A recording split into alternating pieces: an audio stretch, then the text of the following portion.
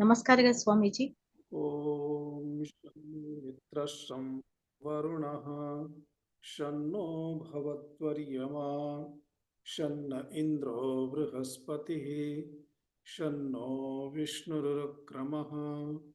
नमो ब्रह्मणे नमस्ते वायो त्वमेव प्रत्यक्षं ब्रह्मासि त्वमेव प्रत्यक्षं ब्रह्म वदिष्यामि ऋतं वदिष्यामि सत्यं वदिष्यामि तन्मामवतु तद्वक्तारमवतु अवतु माम् अवतु वक्तारम्।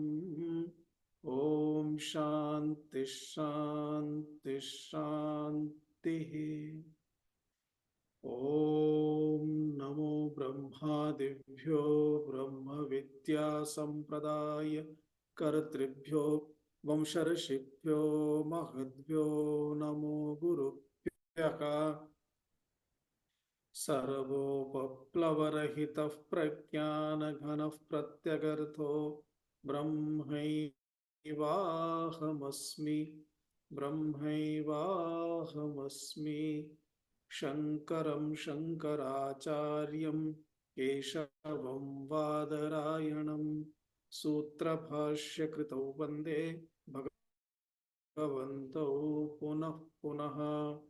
ईश्वरो गुरुरात्मेति मूर्तिभेदभागिने व्योमवद्व्याप्तदेहाय दक्षिणामूर्तये नमः। ॐ सहना भवतु सहनौ भुनक्तु सह वीर्यङ्करवावहै तेजस्विनावधीतमस्तु मा विद्विषावहै। ॐ शान्ति शान्ति शान्तिः। ॐ नमो भगवते वैवस्वताय मृत्यवे ब्रह्मविदाचार्याय नचिकेतसे च।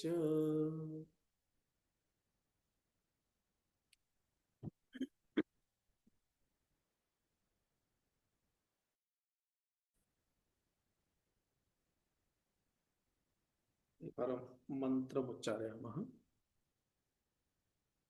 पराञ्चिखानि व्यतृणत् स्वयंभूः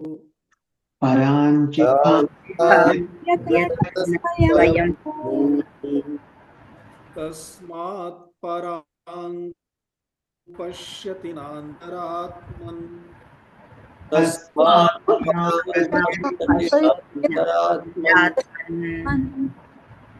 कश्चित् धीरः प्रत्यगात्मानमैक्षत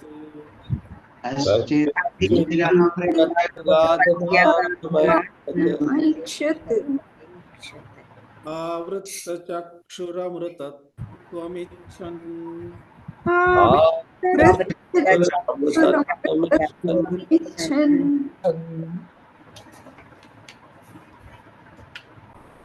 भाष्यम् एकवारं पठतु यः कश्चनपि।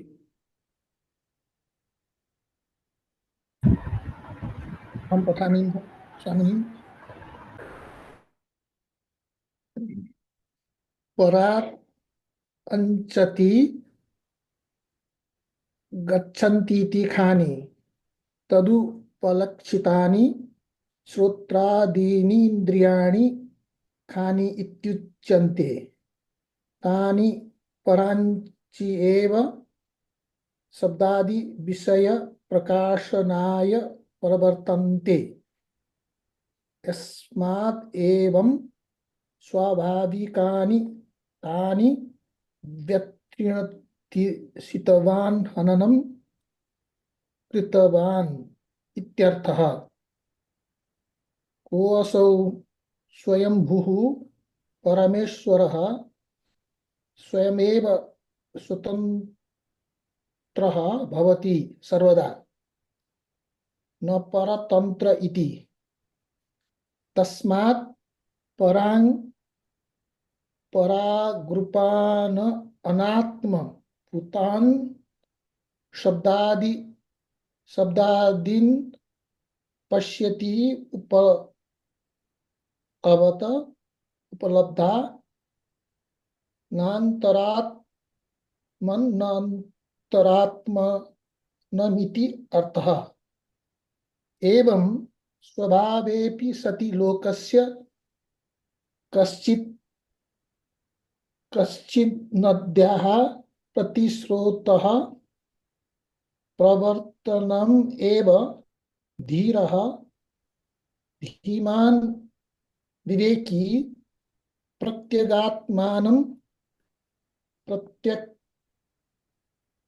प्रत्यक्षासावात्मा चेति प्रत्यगात्मा प्रतीचि एव आत्मशब्दः रूढः लोके न अन्य अस्मिन् व्युत्पत्तिपक्षेपि तत्र एव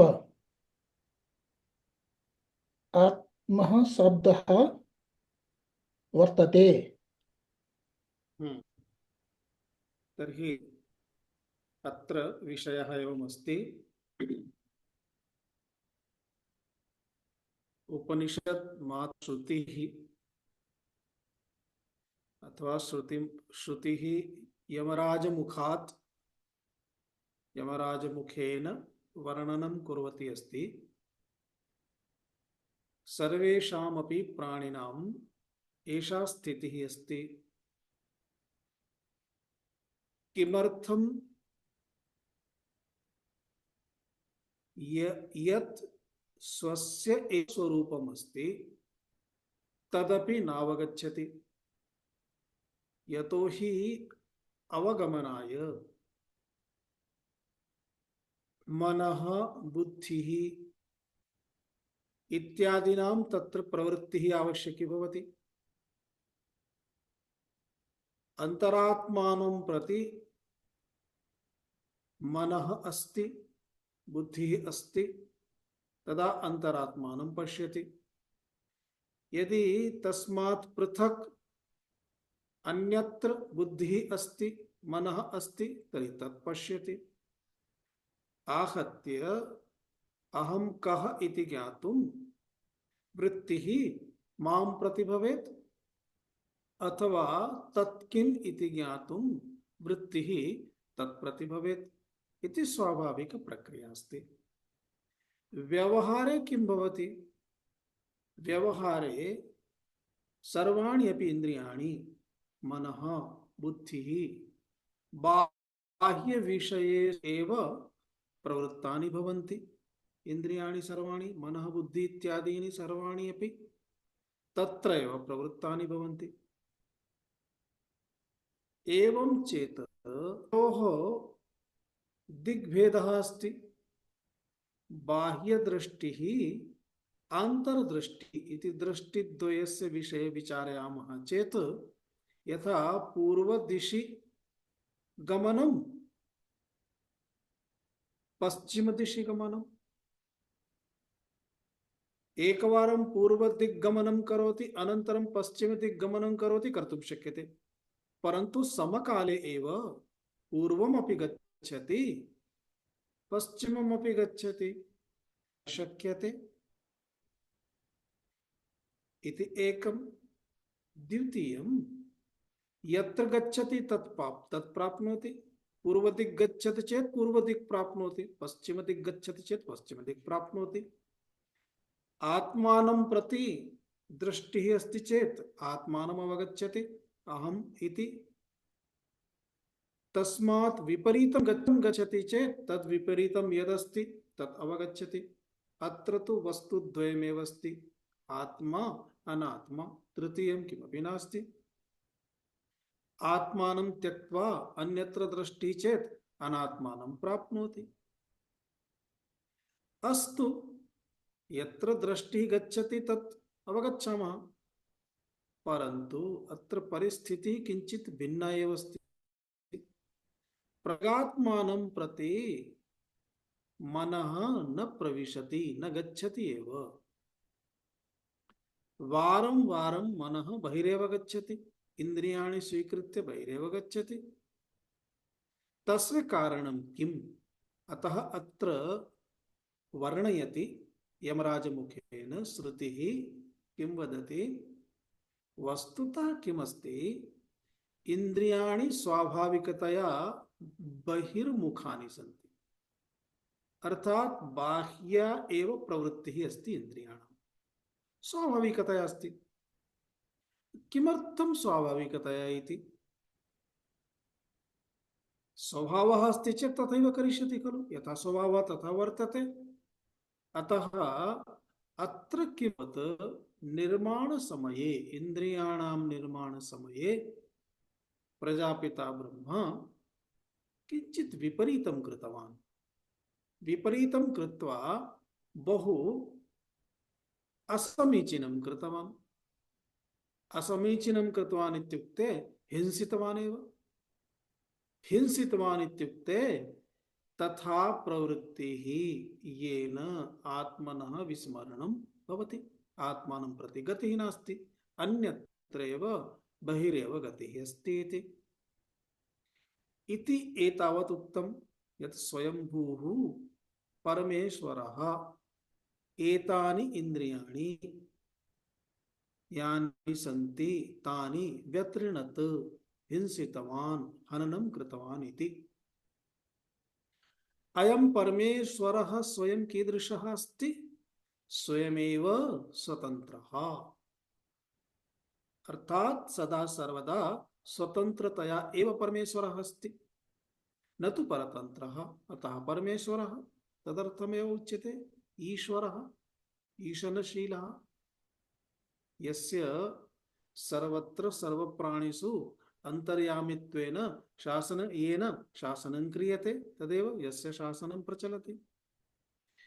एवं यदा स्थितिः अस्ति तस्मात् परांग अर्थात परागरूपान् अर्थात अनात्मानं यदस्ति तत् अनात्मनः सर्वाणि अनात्मभूतानि तानि इन विषयान् शब्द स्पर्श रूपरस गन्धाः इत्येव सृष्टौ एते एव पंच विषयाः सन्ति। एतान् पंच विषयान् गृह्णाति कर्मेन्द्रिय द्वारा, ज्ञानेन्द्रिय द्वारा वा, तत्रैव प्रवृत्तिः तदेव उपलभते। अयं यः उपलभते सः कः इत्युक्ते अहं भवान् भवति तदेव उपलब्धा।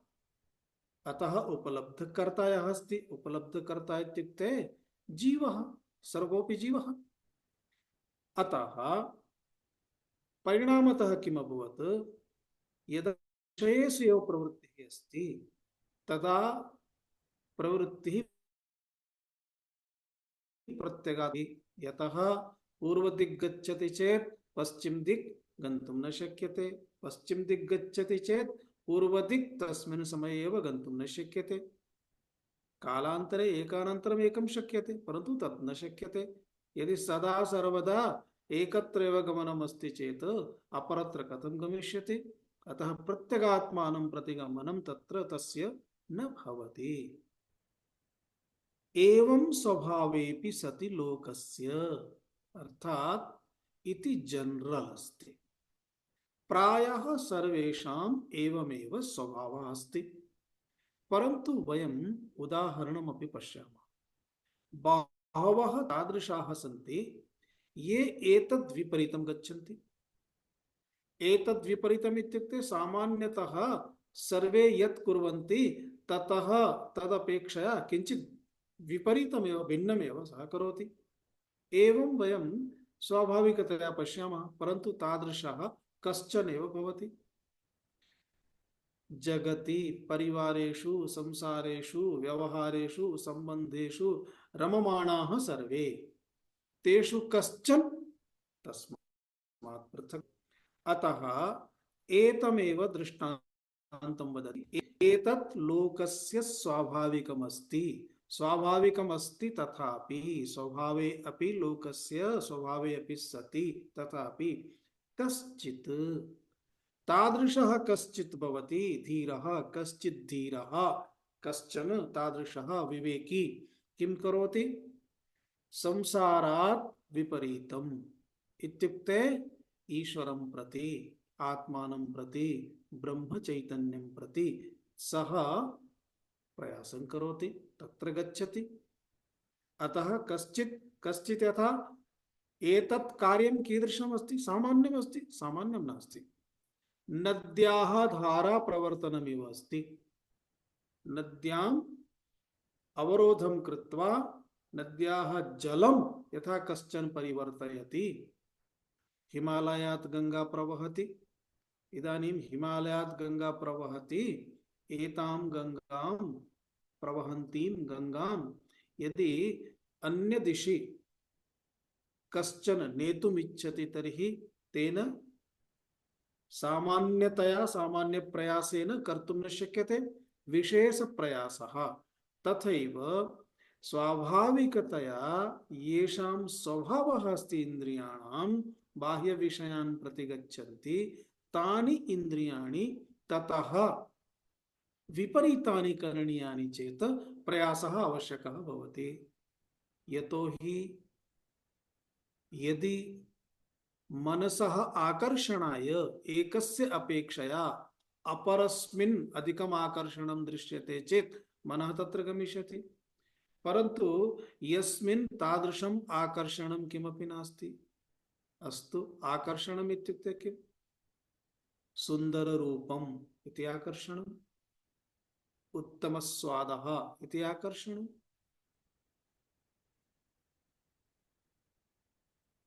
तथैव तादृशः रुचिकरः स्पर्शः आकर्षणम्। एतादृशानि आकर्षणानि अथवा एकमपि आकर्षणं न तु रूपमस्ति, न च रसः, न च स्पर्शः, एतादृशं किमपि नास्ति, न च गन्धः, अगन्धवच्च यत् गन्धरहितम्, अरूपम्, अरसं, तादृशम् आत्मतत्त्वम्। अतः रूपम् अस्ति चेत् तत्र इन्द्रियाणि गच्छन्ति, अत्र रूपं नास्ति, इन्द्रियाणि कथं गच्छेयुः? रसः अस्ति चेत् स्वादं प्राप्तुं गच्छेयुः, रसः नास्ति। एवं चेत् अत्र आकर्षकम् आकर्षणं भवेत्, तादृशं किमपि आकर्षकत्वम् अत्र नास्ति। अतः स्वाभाविकतया इन्द्रियाणां गमनं न भवति। एतदर्थं विशेष प्रयासः आवश्यकः भवति। सः एव विशेष प्रयासं कर्तुं शक्नोति यः एतत् जानाति। किं तत्? अनात्मा यदस्ति तत्सर्वं जगति स्थापनस्य कारणं भवति, जगति एव स्थापयति। जगति स्थितिः इत्युक्ते तत्र यत् किमपि अस्ति सर्वं बन्धनकारकम् अस्ति। तस्मात् मुक्तिम् इच्छति चेत् तद् विपरीतं प्राप्तव्यं भवति। अतः तद् विपरीतं प्राप्तव्यं चेत् तादृशः प्रयासः प्रयत्नः आवश्यकः। अतः कश्चित् धीरः नद्याः स्रोतः प्रतिस्रोतं कर्तुं प्रवर्तनार्थं यथा कश्चन प्रवर्तते, तादृशः धीमान् विवेकी प्रत्यगात्मानम् ऐच्छत्। प्रत्यगात्मानम् इत्युक्ते किं? तस्य इदानीं व्याख्यानं प्रचलति। प्रत्यक्ष असौ आत्मा इति प्रत्यगात्मा समास विग्रहः प्रदर्शितः भगवता। प्रत्यक्ष असौ आत्मा कथमस्ति? प्रत्यक्, न तु पराक्। सर्वेषां कृते अनुभूतमस्ति खलु अहम् इति। कस्य कृते अनुभूतं नास्ति? अंधकारे उपविष्टः अपि अहम् इति अवबोद्धुं किमपि साधनं नावश्यकम्, अहमस्मि इति। अन्यत् किमपि अवबोद्धुं भवान् अस्ति वा, भवती अस्ति वा, सः अस्ति वा, तदस्ति वा, एतदस्ति वा इति ज्ञातुम् अंधकारे अन्यस्य साहाय्यमपेक्षते, प्रकाशस्य वा यस्य कस्यापि। परन्तु अहमस्मि वा इति अवगन्तुं कस्यापि साहाय्यस्य आवश्यकता नास्ति। अतः एतदेव प्रत्यक् अस्ति। प्रत्यक्ष असौ आत्मा प्रत्यगात्मा। प्रत्यगात्मा यदुच्यते तद् विषये इदानीं द्विधा प्रसिद्धिं दर्शयति भगवान् भाष्यकार। एकं रूढ़ि प्रसिद्धि अर्थात लोक प्रसिद्धि, द्वितीय शास्त्र प्रसिद्धि अर्थात व्युत्पत्ति द्वारा, शास्त्राणि कथम व्युत्पादयन्ति इति लोकानां मध्ये कथम प्रसिद्धि रूढ़ितया इति। रूढ़ितया इत्युक्ते अर्थम कदाचित् स्वस्य अर्थम त्यक्त्वा अपरम अर्थम यदि लोके प्रसिद्धम तर्हि रूढ़ि इति उच्यते। परंतु अत्र आत्मशब्दः तु लोके अपि इत्युक्ते रूढ़ितया अपि तथा च व्युत्पत्त्या अपि तथैव प्रसिद्धमस्ति। अतः उभय प्रसिद्धिं दर्शयति अत्र भगवान् भाष्यकारः। प्रथमा प्रसिद्धि इत्युक्ते रूढ़ि प्रसिद्धि किं तद प्रतीचि एव आत्मशब्दः रूढ़ः लोके न अन्यस्मिन् अर्थात न अन्यस्मिन् अर्थे इत्यर्थः। लोके समाजे सर्वत्र रूढ़ः, रूढ़ः इत्युक्ते प्रचलितः, एवमेव अर्थः। कः अर्थः? आत्मशब्दः कस्मिन् अर्थे अस्ति? प्रतीचि अर्थे, प्रत्यक् अर्थे इत्यर्थः। प्रत्यक् अर्थे अर्थात प्रत्यक् आत्मा इति प्रत्यक् अर्थे आत्मनः न तु प्रतीच्यर्थे न च अन्यस्मिन् न तु अन्यस्मिन् अर्थे इति एकम्। व्युत्पत्ति पक्षे किमस्ति? व्युत्पत्ति पक्षे अपि तत्र एव, तत्र इत्युक्ते आत्मशब्दः प्रत्यगर्थे एव प्रसिद्धः अस्ति, परन्तु तत्र विशद व्याख्या अस्ति। विशदा व्याख्या अस्ति इत्युक्ते कथमिति तद् लिंगपुराणस्य, लिंगपुराणम् इत्युक्ते स्मृतिशास्त्रम्, पुराणानि सर्वाणि स्मृतिशास्त्रान्तर्गतानि भवन्ति। लिंगपुराणस्य एकस्य श्लोकस्य उदाहरणमत्र भगवान् भाष्यकारः ददाति। यच्चाप्नोति यदा दत्ते प्राप्नोति यदा दत्ते यच्चात्ति विषयानिह यच्चानि विषयानि यच्चास्य सन्ततो भावः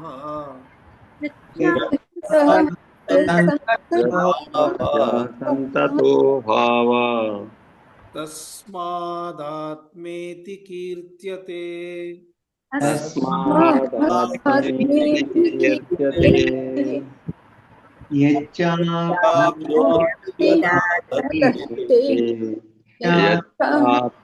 विषयानि यच्चासन्ततो भावः तस्मादात्मेति कीर्त्यते। श्लोकः सर्वैः सदा स्मरणीयः। आत्मनः बहु उत्तमा व्याख्या कृता अस्ति। आत्मा इति कः केवलं शब्दप्रयोगेन न ज्ञायते। वास्तविकतया किमर्थम् आत्मा इति उच्यते? अस्माकं भारतीय परंपरायां कस्यापि पदार्थस्य किमपि नाम दीयते चेत् तस्य पृष्ठतः कश्चन अर्थः सन्निहितः भवति। किमपि स्वीकृत्य किमपि नाम क्रियते इति नास्ति। यदि कश्चन तथा उच्यते ज्ञान प्रसादः, देव प्रसादः अथवा रामः, कृष्णः, शिवः, एतानि नामानि यदा भवन्ति तदि कृष्णः, कृष्णः इत्युक्ते कर्षति, आकर्षति मनः सर्वेषाम् इति कृष्णः, अथवा कर्षति पापान् अथवा पापानि पापानि सर्वेषाम् इति कृष्णः रामः रमन्ते योगिनः यस्मिन् इति रामः एवं सर्वपदानामपि कश्चन अर्थः तत्र सन्निहितः भवति यदा आत्मा इति उच्यते चेत् तस्मिन् कः अर्थः सन्निहितः इति अत्र बोधयति यच्च आप्नोति इति एकम्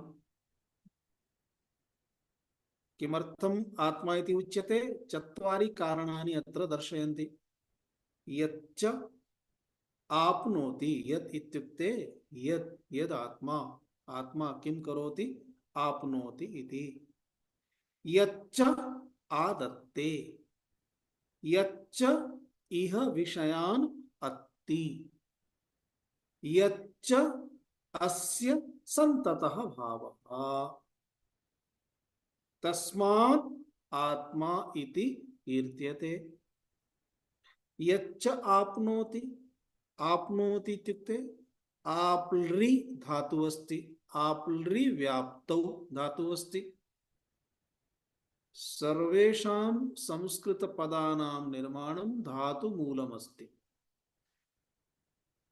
एकं क्रियापदं धातुमूलम् अधिकृत्य बहूनां पदानां निर्माणं भवति तदनुसारम् अर्थः भवति अतः व्याप्लृ इति धातुः तस्य अर्थः अस्ति व्याप्त्यर्थे व्यापकत्वे अर्थात् सर्वत्र व्याप्तं भवति इति अर्थः धातोः स्वाभाविकः अर्थः अस्ति अयम् आत्मा स्वरूपतः कीदृशः अस्ति ब्रह्म चैतन्यम् आत्मा सर्वत्र व्याप्तः अस्ति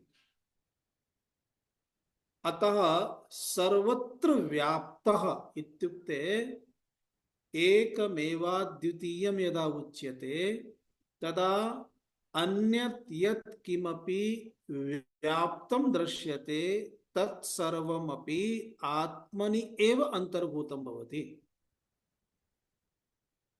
अर्थात् आत्मनः यत् व्यापकत्वम् अस्ति तस्मिन् व्यापकत्वे एव अंतर्भूतता सर्वेषां भवति अतः अन्यथा किं भवति व्यापकं भवितुम् अर्हति परन्तु सर्वव्यापकम् इति भवितुं नार्हति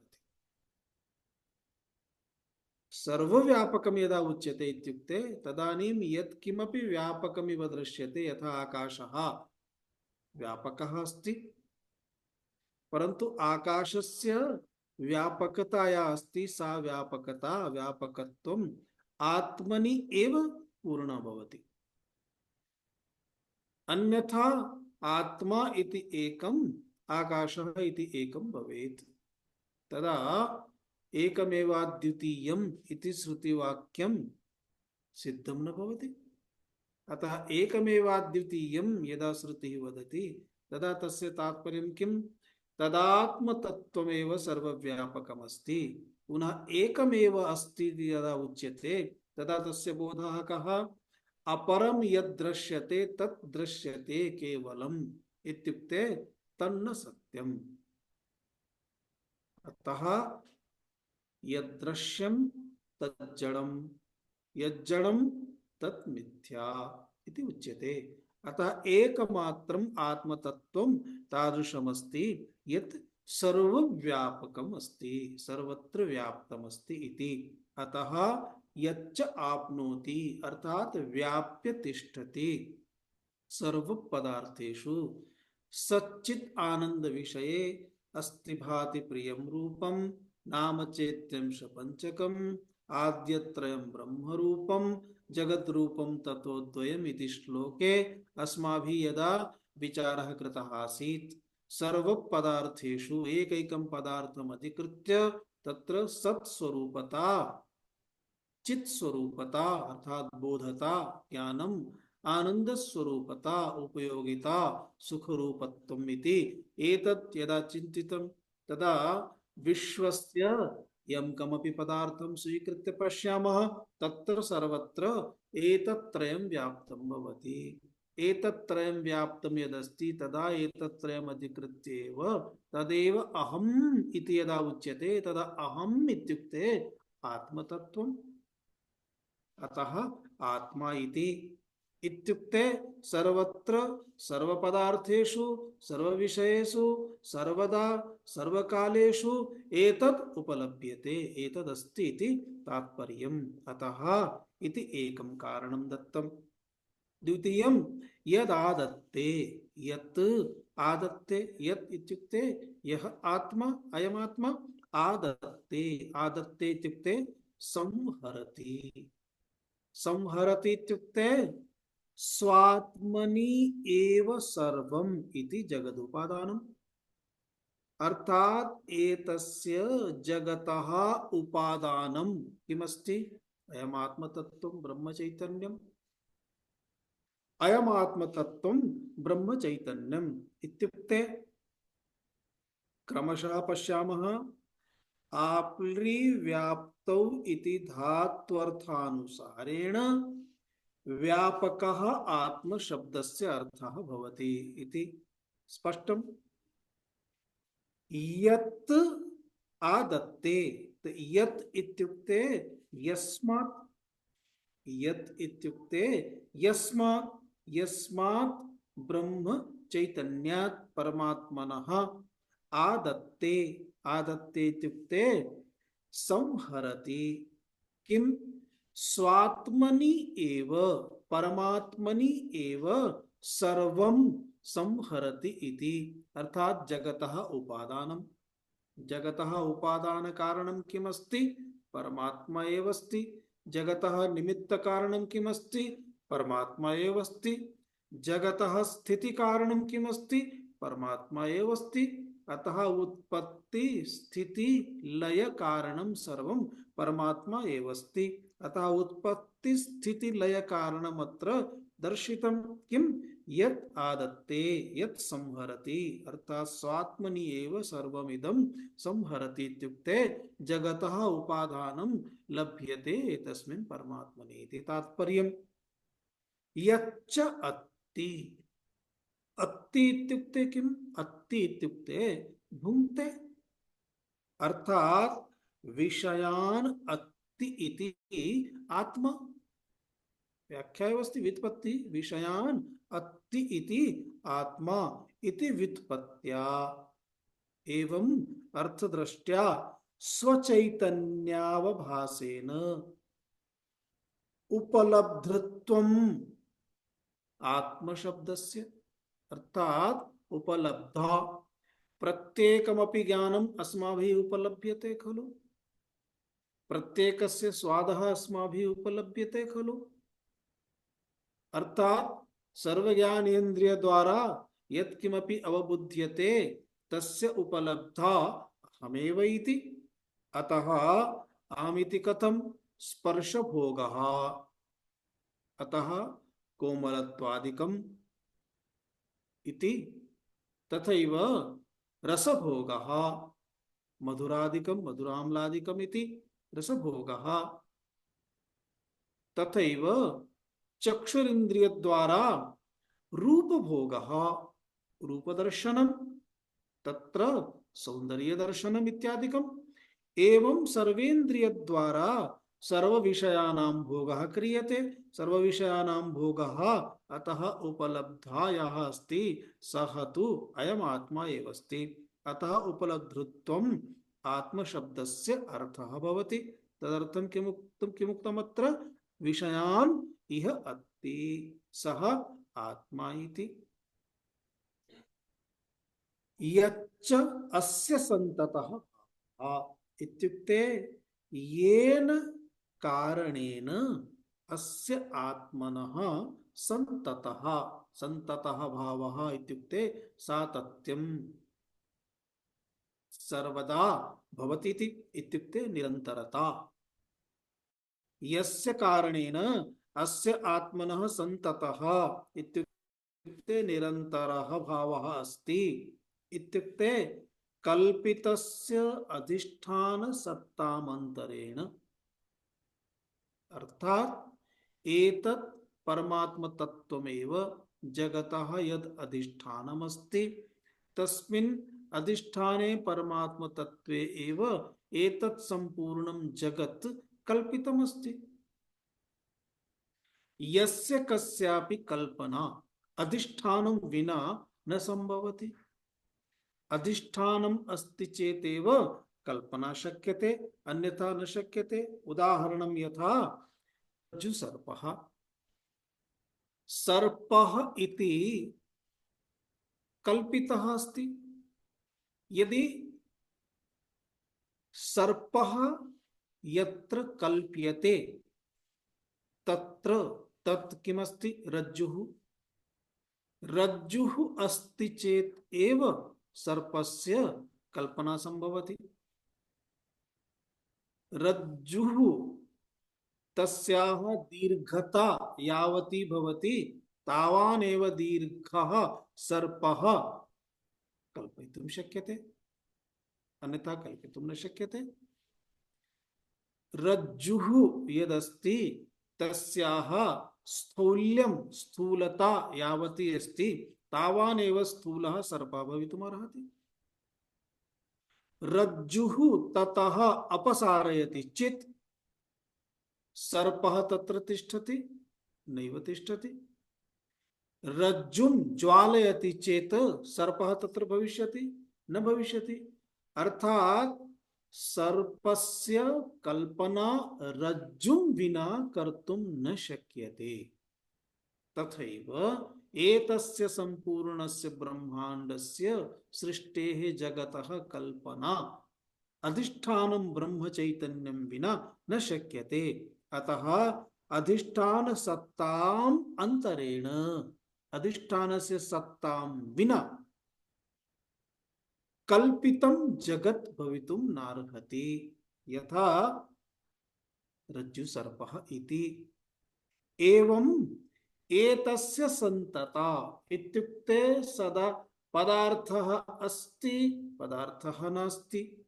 पदार्थः रूपान्तरं प्राप्नोति, परिवर्त्यते, लयं प्राप्नोति, उत्पद्यते, नश्यते, तिष्ठति। सर्वमपि पदार्थेषु यदस्ति तत्सर्वमपि ब्रह्मात्मनि चैतन्ये एव एतत् प्रवर्तते, नान्यत्र।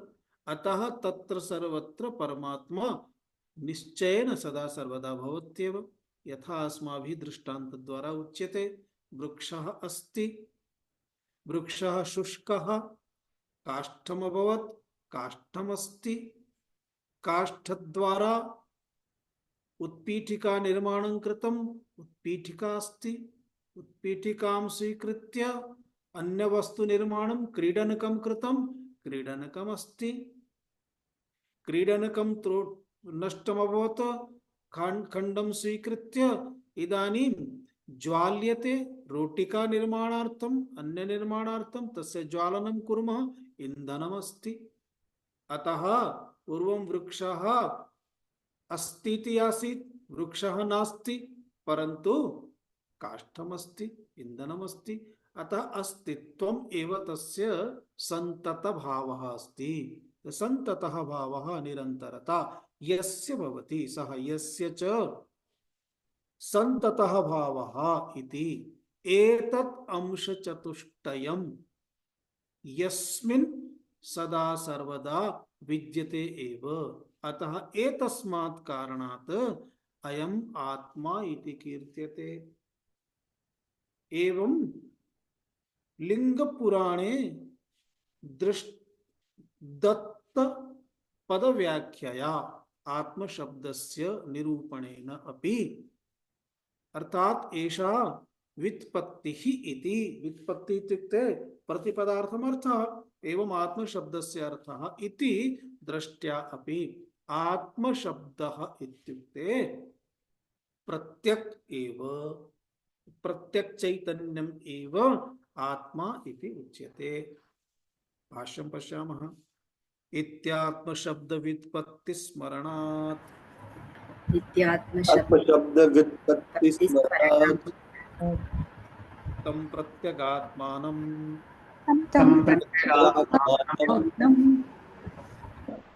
भावम् स्वप्रभावम् ऐक्षत् अपश्यत् ऐक्यतपश्यत् पश्यति इत्यर्थः पश्यति इत्यर्थः छन्दसि कालानियमात् छन्दसि कालनियमात् तं पश्यति इति उच्यते कथं पश्यति इति उच्यते आवृत्तचक्षुः आवृत्तचक्षुः आवृत्तं व्यावृत्तम् आवृत्तम् आवृत्तम् चक्षुश्रोत्रादिकम् इन्द्रियजातम् चक्षुश्रोत्रादिकम् इन्द्रियजातम् अशेषविषयात् यस्य अशेषविषयात् यस्य शेषविषयादि शेषविषयादि यस्य सः आवृत्तचक्षुः अस्य सः आवृतचक्षुः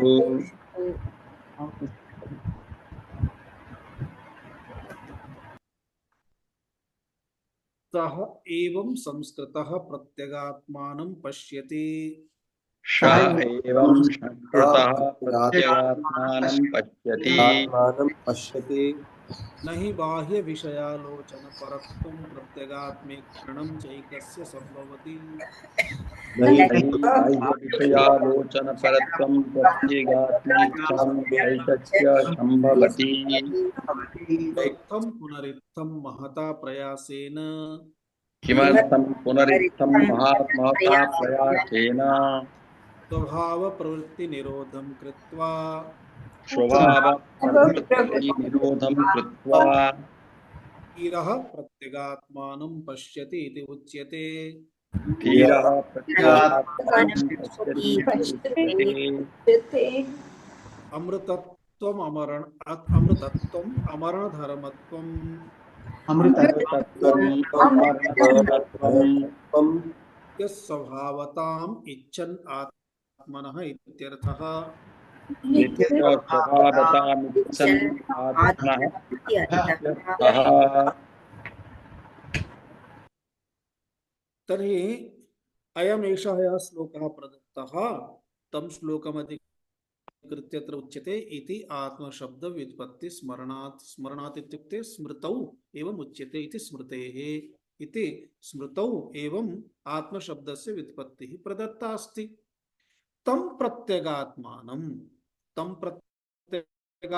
इत्युक्ते स्वं स्वभावम् अहमेव इति अहं यत् स्वभावः अस्ति स्वभावं तत् तं स्वभावमिति स्वस्य भावः स्वस्य भावः इत्युक्ते आत्मनः भावः इत्युक्ते सन्ततः भावः अहमस्मि इति तस्य निरन्तरता सन्ततः भावः इति तं स्वभावम् ऐक्षत् इत्युक्ते अपश्यत् ऐक्षत् इति प्रयोगः भूतकाले अस्ति अतः अपश्यत् इति व्याख्या कृता अनन्तरं पश्यति इत्यर्थः ऐक्षत् एतस्य अर्थः भगवान् भाष्यकारः वदति पश्यति भूतकाले यद्यपि क्रियापदं वर्तते तथापि तस्य अर्थः वर्तमाने एव किमर्थम एवं वर्तमाने स्वीकरणीयं छन्दसि कालानियमात् छन्दसि अर्थात वेदेषु कालनियमः नास्ति तत्र प्रकरणानुसारं यस्य वर्णनं प्रचलति तदनुसारं सः अर्थः ग्रहीतव्यः इति भावः कथं पश्यति इति उच्यते अर्थात सः धीरः एतमात्मानं पश्यति चेत् कथं पश्यति अतः तदुच्यते आवृत्तचक्षुः सन् आवृत्तचक्षुः इत्युक्ते आवृत्तं नाम व्यावृत्तं किं व्यावृत्तम् इत्युक्ते यत् अन्यत् दिशि गच्छतासीत् प्रतिस्वीकृतम इति व्यावृत्तम प्रत्याहृतम। अतः अष्टांग योगेषु एकः योगः अस्ति प्रत्याहारः, प्रत्याहरणम्, इंद्रियाणां प्रत्यावर्तनम्। यः प्रत्यावर्तनं करोति तत्कर्तुं यः सक्षमः भवति, समर्थः भवति, सः एव भवति आवृत्तचक्षुः। आवृत्तचक्षुः अथवा आवृत्तचक्षुः, चक्षु इति उपलक्षणमस्ति चक्षुः अर्थात् सर्वेन्द्रियाणि। अतः आवृत्त आवृत्तं व्यावृत्तं चक्षुः श्रोत्रादिकं। चक्षुश्रोत्रम् अर्थात चक्षुः श्रोत्रम् आदिपदेन त्वक् रसना घ्राणम् इति ग्रहीतव्यम्। इत्युक्ते इन्द्रियजातम् सर्वाणि इन्द्रियाणि इन्द्रिय समूहम्। कथम्? अशेष विषयादि इत्युक्ते सर्वे ये विषयाः सन्ति सर्वान् विषयान्, यानि विषयानि सन्ति तेषु सर्वेषु विषयेषु सर्व विषय सहितम् इंद्रियाणि सर्वाणि प्रत्यावर्तितानि। अतः अत्र समास विग्रह दीयते चक्षुश्रोत्रादिकम् इंद्रियजातम् अशेष विषयादि यस्य सः।